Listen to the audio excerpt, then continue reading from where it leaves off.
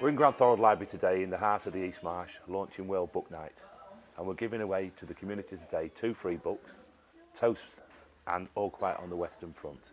It's all part of the plan of World Book Night's ambitious plans to give 1 million books away across the whole of the United Kingdom to obviously encourage reading. It's the first year this has been run, and it's linked to the World Book Day that's been going for a number of years now. And the aim is to give 1 million books away, 25 different books, and there are 20,000 givers across the UK.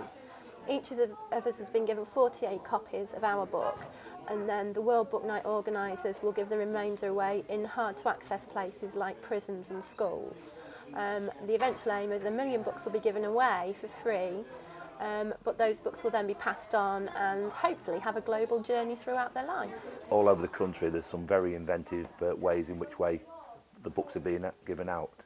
Claire this morning's been in Freshney Place, giving books out to people in the coffee shops, and she's been on a website this morning and here's an example of where one lady's actually giving them out. She's a commuter, she's giving them out to all the passengers on the train.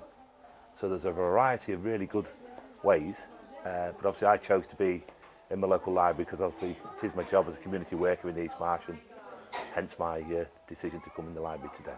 The aim is basically to just encourage reading.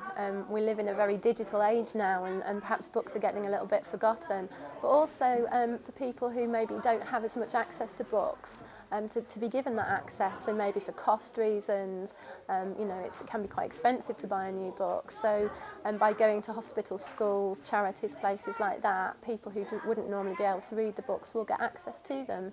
Quite a few residents have come in to actually hear a reading from the book.